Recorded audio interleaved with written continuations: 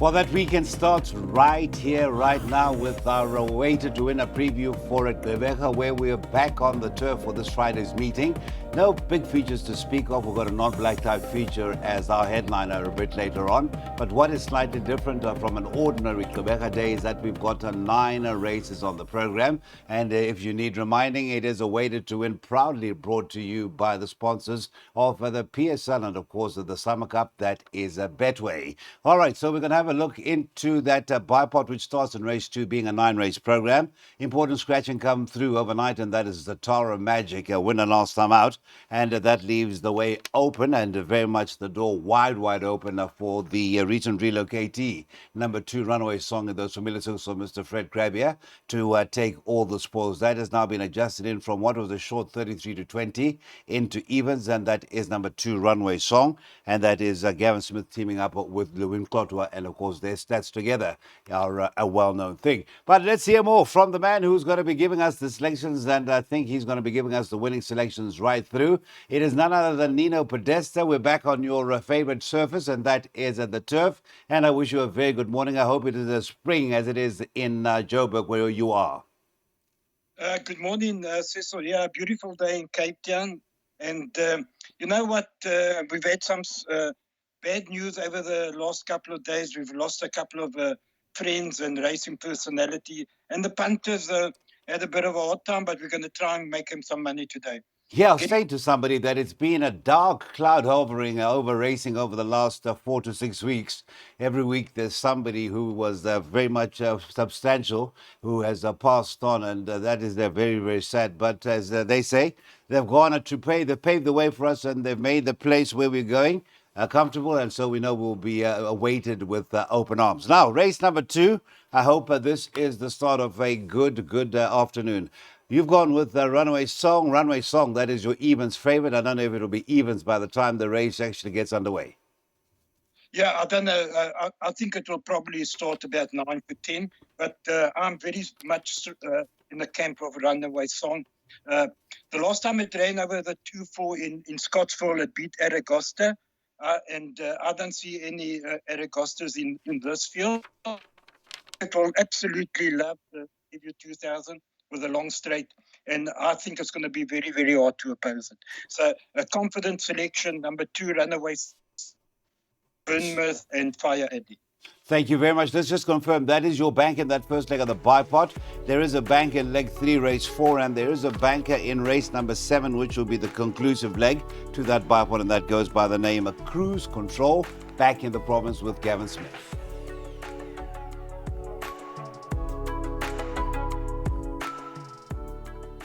Well, it is looking ahead to the start of the PA. Over the 1,400 meters, as I mentioned earlier on, not the biggest of fields, no big features to speak of. But at times, as the recently departed James Mapiri used to say in his heyday, smaller the field, the bigger the upsets. But it is the 4 Coral Creek who looks the one that they all have to beat at 11 to 10. The 1 Kahana 33 to 10, 5 to 1, number 2 Lucky Spirit, and the 6 Oliver Twist also at 5 to 1. Just one more to touch on the 3 Pomo's Big Spender. That's been nibbled into 7 to 1. Right, Nino, I see you've gone a few horses in that first leg of the PA Coral Creek. Richard Fourie and Alan Greff team up, has had the 2 seconds and a third from those 3 outings. Yeah, and he's going on the turf for the first time. Unfortunately, I had to do my tips early yesterday, but I did get confidence this morning about Coral Creek. So for those that want to bank him in the PA and bipod, I would suggest that. But I've put in 1, 3, 4, and 6. I think Oliver Twist is a horse that I was following and waiting for it to go over even further. But I see they brought it down in distance, but they did put the blinkers on to sharpen it up. I think that could be a runner. And big Pomo's Big Spender, 1,600 last time was a touch too far, and I think that can also run a big race. But definitely Coral Creek, with the confidence I was given, I think that's the one to beat. All right. And sorry, carry on. All right, that is Nino's selections for the PA. 120 Rand is the outlay, and 3 bankers in legs 2, 5, and 6. One of them being a Cruise Control. We saw that in race number 7. Well, last weekend we officially started the season up here on the Highveld, and that started with the Betway Spring Spree. We've got the Betway Spring Challenge coming up soon, and that's just amongst the many races leading up to the Betway Summer Cup, and that will be in the conclusive week of November. Right, we're getting into our pick six as we get into race number 4 at Quebec's the Fairview Racecourse, a maiden plate over the 1600 meters, and having a look at favoritism in race number 4. It is the Raider, number 1, a Jack in the Green. That's actually been shortened into 12 to 10. 11 to 2 about numbers 2, Storm Boulevard, and the 7, Donny's Boy. 6 to 1, the 4, Anchorman. And then it's 6 to 1 about the 9, Lennox Town. 13 to 2, and a better bar those. Now, just correct me here, Nina. The last time Justin raided with a string, Muzi teamed up with Justin, did they actually have a 100% strike rate? Or they came close? Well, most of the runners that he had Muzi on came through to win. Yes, most of them. I think he got beat with 1. I think he 4 out of 5. And today they look to make it 3 out of 3, yeah? Absolutely. Well, 3 out of 3. I'm not so sure about Speed Machine, but Jack in the Green definitely. And you know what? I'm a bit confused here because I saw the blinkers in the computer form. If you have a look at the statement, blinkers off, which was a good thing for me. But this morning I saw that the blinkers go back on again. Yes, on SA Horse Racing, they have put the blinkers on. That is in race 4, number 1. So that is confirmed as I look at it now. And that was a confirmation on the 4th, which has been 2 days ago at 10 o'clock. But you're confident that this can see us through that first leg of the pick six? Yes, I am confident because have a look at his last run at the Kenilworth 1600, drawn 12 out of 14. He ran a short head behind Baton Rouge. I think you can just ignore the last 2 runs at Durbanville. I don't think, well, in my opinion, I don't think the course suited it. So a massive runner with Muzi Yeni, drawn 4. I think that's a horse they all have to beat. I actually make the danger number 6, the other Raider from the Glen Cotton stable. And then number 9, the Full Brother, that could start improving out of Camford Cliffs. So very strong with the 1 to beat the 6, and then look for improvement with the 9. Thank you, Nino. That is 650 Rand the outlay. Of course, those 3 bankers do help in limiting the cost because you have a couple of fields at leg 2 and at leg number 6.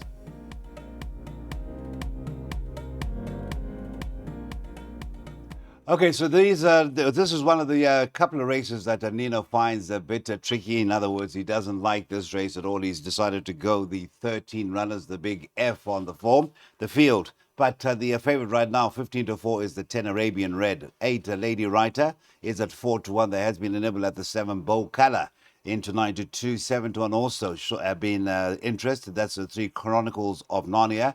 It is 11 to 1 and better bar those. All right, it is a trappy race. 15 to 4, the 10 Arabian Red, Richard Fourie and Alan Greef in the colors of the AWSM. 1 on the poly last time out, back to the turf. Yes, Cecil, and like you said, I really don't like this race, and I think you can get an upset here. So I have gone field in all my exotics, hoping to get the bomb result. But to be outright, my value and lurker in the race is a horse called Catch Your Breath. And I'm also looking improvement from number 11, Koron. So I wouldn't believe in those out of PAs and bipods, but a very open race, and I've gone the field. Short and sweet, the field, and then it is 1, 2, 3, 5, 7 in leg 2, and then those bankers once again rear up in legs 3 and 4 of jackpot 1. Please take note, it is a 9-race program. Race number 5 sees the start of the first jackpot, and that is at 10 to 2.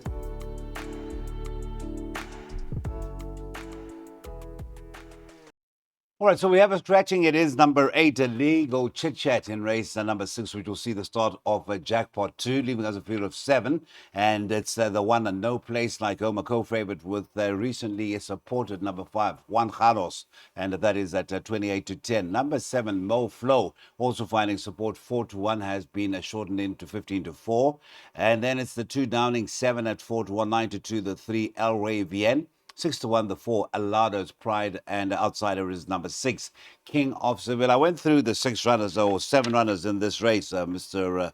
Podesta, because I needed to touch on the 3 El Rey Bien. I think you're getting fed up of me looking for that big run from El Rey Bien, but has acclimatized, and sooner rather than later that first win in the province will come through. Cecil, that's my first choice in the race. I think he's had the 2 warm-up races in P, and now he's gained the right distance. And I can't believe that the horse is 9-2. Well, there has been money for it because I got 6-1 on it, and I had a bit of a bet on it. So it's been shortening, and definitely a massive runner today over the 2,000. I think that's what it's been looking for. I make the danger number 5, Jean Carlos, and then No Place Like Home, my third choice. But I've added down in 7 and Moflo just to make sure I get through the pick 6. But El Rey Bien, a massive runner today. I mean, sorry. Carry on, Nino. Yeah, I said El Rey Bien is definitely my first choice at a nice price. Thank you very much, sir. And I see there has been interest in the 7 Moflo, and you've also got that in your jackpots in the pick 6. 1, 2, 3, 5, and 7. The outlay is only 50 Rand, and that again is helped by those 2 bankers, which we are now going to discuss the first one when we do the 7th race on the program.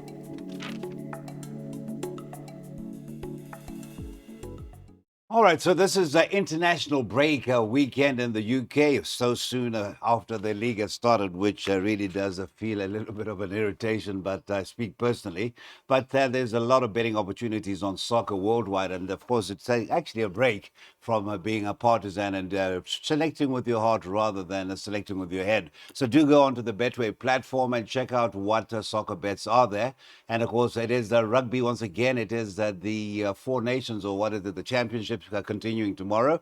This time we revert to Cape Town. Now let's get back to the racing. Race number 7. This is our non-black type feature. It is the Speedsters Stakes. It's over the 1,000 meters and a welcome return, and the heroes return back to the province for what should be your favorite in race number 7, and that goes by the name Cruise Control. Yes, indeed, at 8-10, shorten in to 8-10. Also nibble at the 2 Speed Machine. 3-1 is no more. It's now 28-10, and then it's 13-2 and a better bar those. Well, I say welcome return to the province, and should get a hero's return because the cruise Control certainly did the province proud.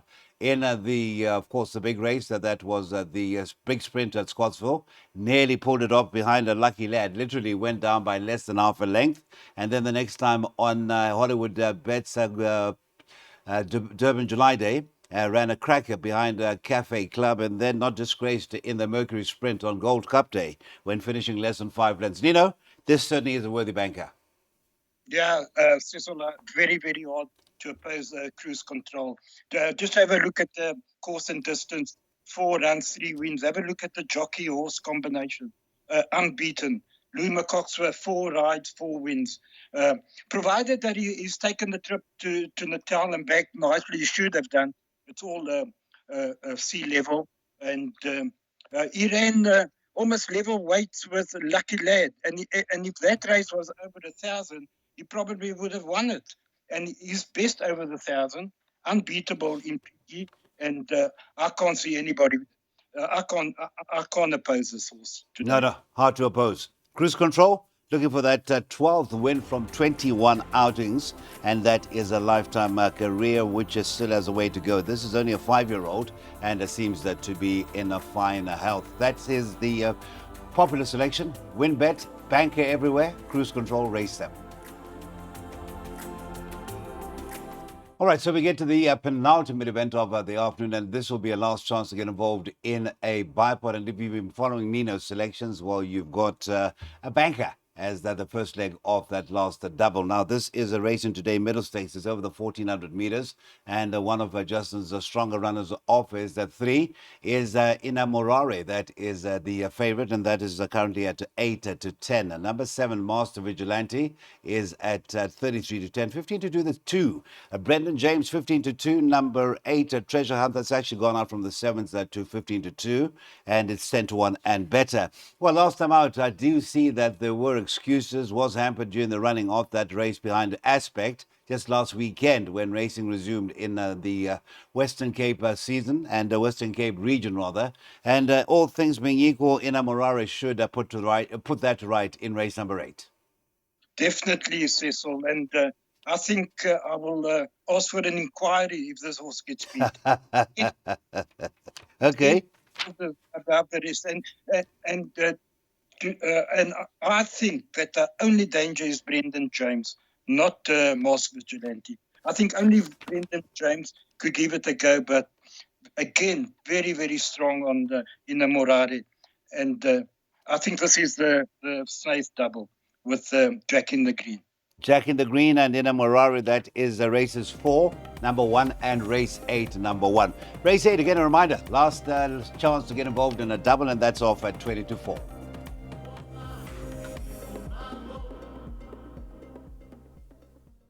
Well, it is on to the curtain closer time, the get-out stakes, so to speak, race number 9 at Quebec's Fairview Racecourse, where we are racing on the turf. We are recording this preview in the morning in anticipation of that 9-race program getting underway with Bipot race number 2.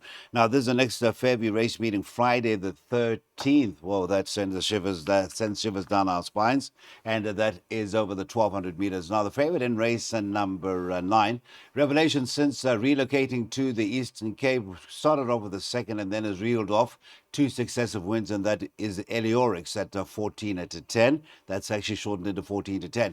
10, Miss Shivey, 3-1, 11-2, the 7, Ella's Delight, and the 3, Symbol of Love. That's been shortened in from 11-2 all the way down to 6-1. That is the Cackness runner with Eldon Weber aboard. 8-1 rather, the 5, Work of Time. Now the 8-1 shot, the 5 is very much pertinent to Nino's suggested bet to race number 9. Tell us more, Nino, about the bet for race 9. The bet in race 9, I've roved 1 and 5 in a trifecta with a field for 48 rand. But the one, as you said, hasn't looked back since he's gone to P. Unbeaten course and distance, definitely the horse to beat, and also some confidence there that the horse is flying at home. But I do think that Work of Time at that price of 8-1 could be the nearest danger. So I've roved those 2 in the trifecta, but Symbol of Love I think will also be there or thereabouts, and those are the 3 horses that I like. But I've gone field in the pick 6. Just I don't want to go out if I get to that leg. Yeah, Work of Time. That'll be in the colours of the Fillion family. Mrs. Suzette Fillion's own bred horse. First winner that she's bred came through in race number 1 at the Vaal, and we wish her a lot more. That is bred at the Hopes and Dreams stud. That's been Nino and his selections for the 8 races. He excluded race 1, of course. We started with the Bipot race 2.